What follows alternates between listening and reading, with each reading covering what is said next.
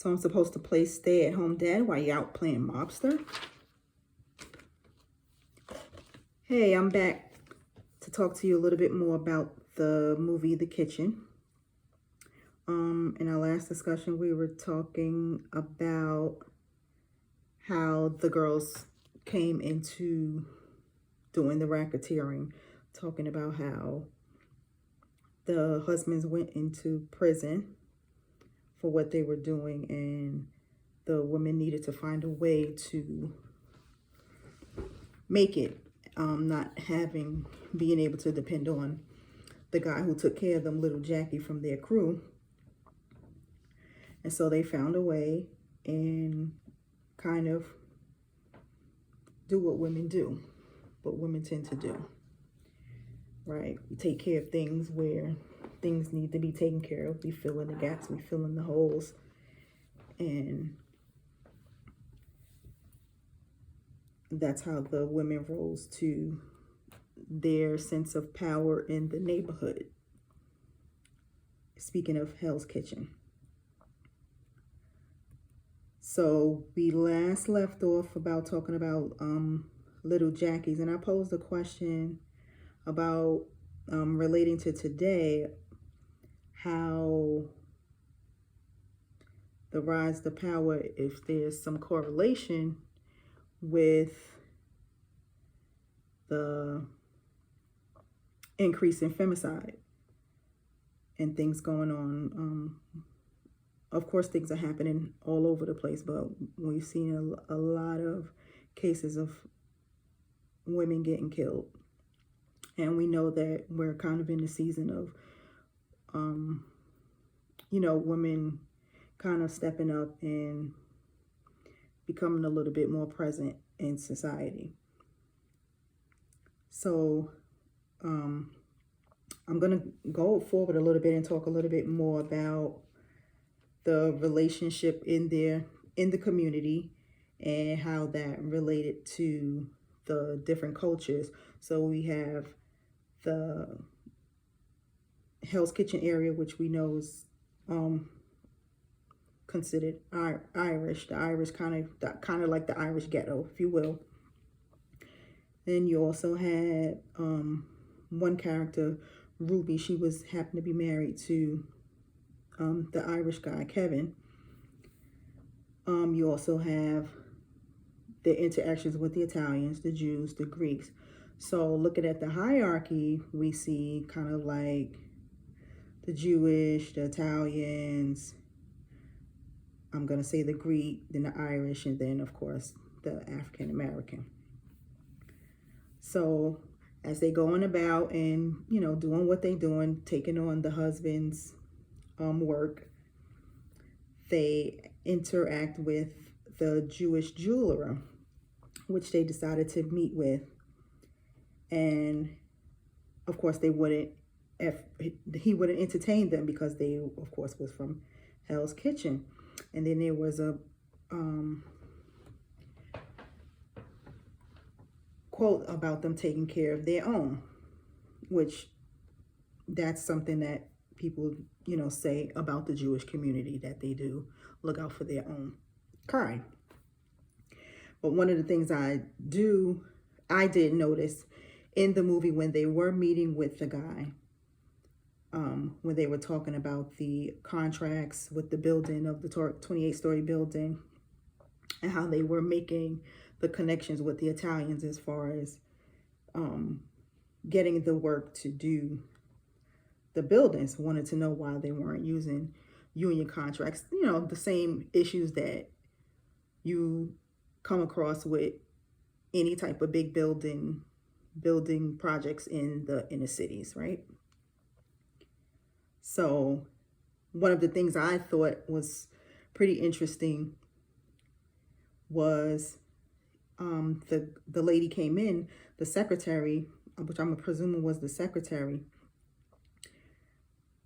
The owner, in terms of him asking for a cup of coffee, he, versus ordering her, he asked her politely to get a cup of coffee. One of the things we see in the start of the movie was in the introductory was kind of like how each of the characters, Ruby, Kathy, and Claire, they were a little kind of subjugated by their men. In fact, Claire was abused by her husband, by Rob, her husband. So I noticed that difference in between the relationships between the women and their husbands, and even the relationship with the Jewish guy and the woman that was working for him. So of course we go the string of robberies going on in the community. Of course, the guy's jewelry store gets robbed, okay? He gets killed. So, you know, people are perplexed as to, well, how is this Jewish guy tied to Hell's Kitchen? How did he end up getting shot in Hell's Kitchen? What would there have to be? So, but I think that this is kind of like the knowledge of that, okay, the girls are getting a little too big for their britches, if you will, right? So now you get the message. So they get a message to meet with Alphonse Caretti. So he is, I guess, kind of does what they do, but he's from Brooklyn. So of course they're on a little bit of a higher tier than them. So now remember, their husbands are in jail. So, you know, they're kind of like going on and doing their thing. So, you know, they was kind of a little scared to go meet with him, of course. So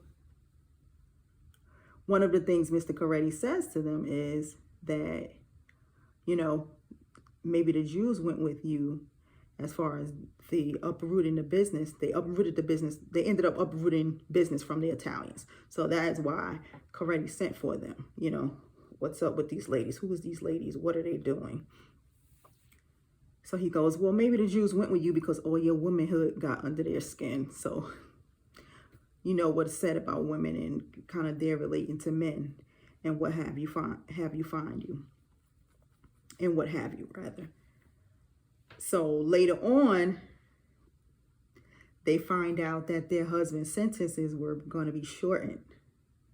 So of course, you know that it's going to be a little bit of drama, knowing that the husbands are coming home early, and it's not just early versus 6 months here. They were supposed to be going in for 2 years. So they're coming home in 4 months versus the 2 years that they were originally supposed to have. So everything's going on, moving along in the city. The erection of Jacob Javits, the alliances they making for the construction contracts. And, you know, they're talking about moving and everybody working together. Like, hey, there's room for everybody, right? Everybody want to get some. So it's possible for everybody to get some. So after they meet with Caretti, they bump into his wife. So she's like, oh, I know who y'all are. Oh, y'all on some Gloria Steinem madness, whatever that means. So she's like, good for you. You give those guys hell. The irony of it is that, for me, the irony of what she's saying to them is like, yeah, she's telling them to give them, you know, give the guys hell or whatever. But she's in a nice position because, you know, her husband takes care of her. If something were to happen to her husband, she would be well taken care of. So it's like kind of how I've seen even on social media where, you know, some women are spoken to, oh, not to be so ambitious or not to want, you know, what's best, and the ones telling them that, or even the ones saying, oh, don't take that, don't do this, don't do that, they're not doing it themselves. They'll push you and tell you, hey, you know, oh yeah, you know, power to the women, you know, what have you. But hey, they're going home to their husbands and they're not dealing with the same kind of troubles that you are, you know, culturally. So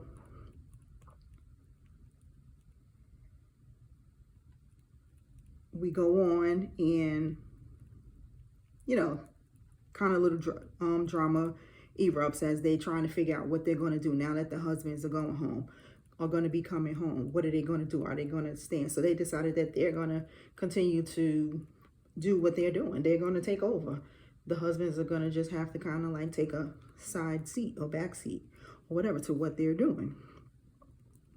So the funny thing about it is Ruby, which is played by Tiffany Haddish, she still, even in all of this, they kind of rise up and they kind of show that they're responsible and independent. They can do what the men have been doing, at least to their knowledge.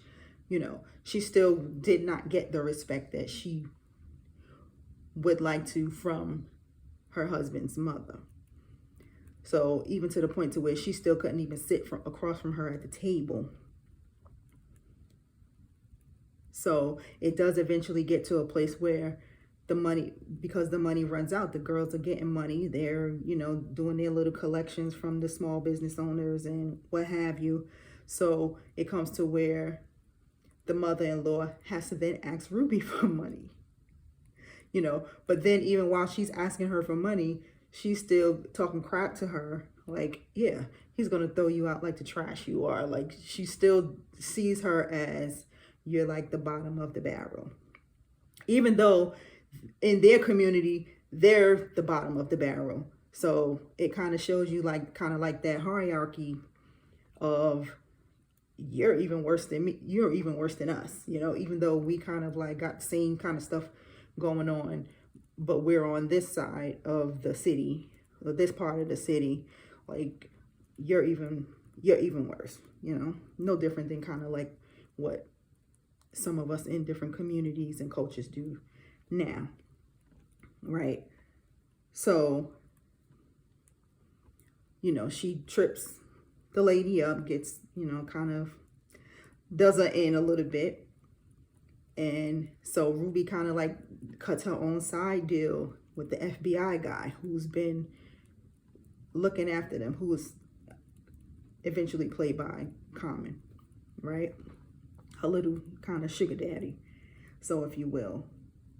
So the guys have come home, and so of course they want to know, like, okay, they're just expecting that, you know, the girls are going to kind of like take the back seat and kind of hand over the baton back to them. And they're like, no, we got this, you know, we're okay, you know.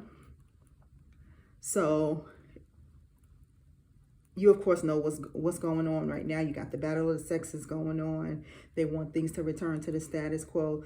The women are like, no, we, you know, things are better, you know, to them, things are better now because they've, you know, they find a way to do everything and they're actually, you know, more successful, making more money. They're doing better financially and what have you. So to me, it's funny how Kevin, who is, I think Tiffany Haddish, Ruby's husband, Tiffany Haddish, yeah, that he goes and puts a contract down on the girls. So it gets to that point that, like, okay, Dad, is that serious now? It's that serious, really. So, but that in turn goes to so they find out that the contract's getting hit out on them. So that puts them back in the place of going back to Mr. Coretti, the Italian, for protection. So now you just see this whole upcycle of what they were doing on the bottom. Now they having to do. Now the people in the community have to look for them for protection. Now they got to go to Coretti for protection. And so, okay, you got the hierarchy going with the protection from that way. Then you got the hierarchy going the other way with getting opportunities, contracts, whatever have you, in the community. So the thing that's funny to me is with the relationship with the girls with their husbands, you know, Ruby, Claire, they don't care. I think at this point, Claire's husband they already took him out because she was being abused and they had their situation. Then Ruby's husband ends up getting taken out also. Now, even though they started talking about putting the hit out on the husbands, Kathy, which is played by Miss McCarthy, is like, oh no, she's still trying to protect her husband. So even though they kind of had their little rise to power, so if you will, she still wanted to protect her husband. She still had that respect or what have you. It's like, no, I'm not trying to I'm not trying to do it like that, And the young boy who ends up, because their egos are so kind of like threatened now, the young boy who was with them, Colin, he's the one who ends up smoking out Claire. Although while Kathy was trying to protect him along with her own husband. So then the ultimate betrayal is the husband goes behind the back and then goes to Coretti. Like, what are you going to do? Trying to make a deal outside of the wife. So he doesn't know, okay, you did something offhanded now. So the quote that I said in the beginning is this is kind of like where they came to, he's mad because she feels like he didn't make a place for her. He didn't make a place for her, even though she was even though that was his perception, because she still was trying to create a way for them to thrive with the situation. And she even makes a statement earlier about come on, you stupid who's on top of an empire if he would just get out of his own way, kind of let her do what she's do. She's kind of learned how to get a handle on things, that just let her do it. So I'm kind of wondering, well, why didn't they just kind of do it together? So I'm like, well, did it have to become that way? Did it have to become the guys versus the girls thing, or what have you? So this is where the statement about him supposed to play stay-at-home dad while she's out playing mobster.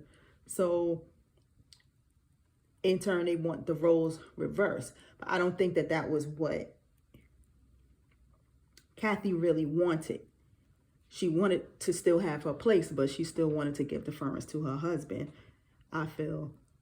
Of course, Tiffany Haddish, she wasn't happy in her situation. And you could tell she was still, even though with their kind of quote unquote rise to power, she still had a certain fear of her husband. After her husband gets killed, and she goes to see him, to kind of give her last look at him, you could see what she kind of bubbled up, where you could tell she still had a certain fear of him. Even though she was talking smack to him, she still had a certain fear of him. And of course, we know Claire was getting beat down by her husband. So they all had, their little different relationships with their husband, which I thought was pretty funny. Not funny, but interesting.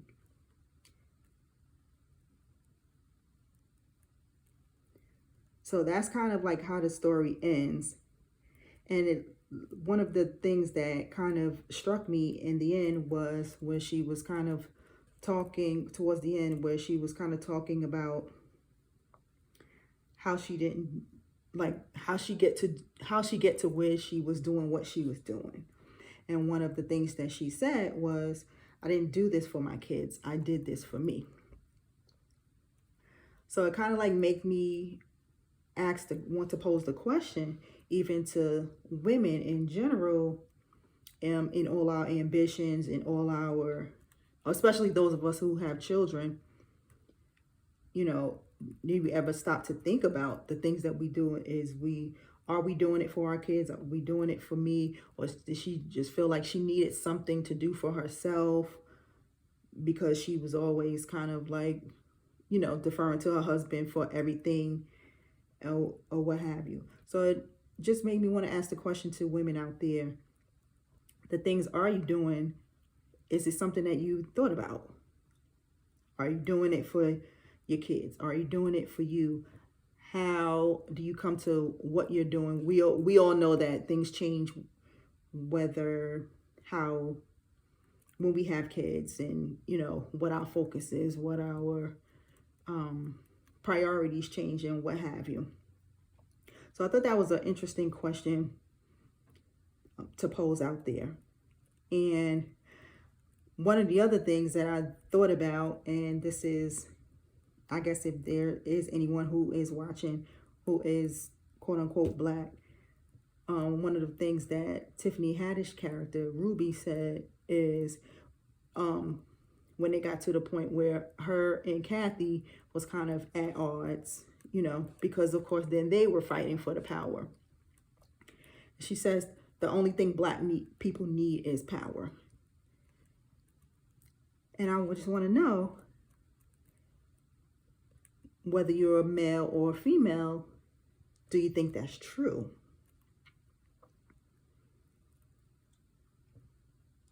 Tell me what you think in the comments. Talk to you next time.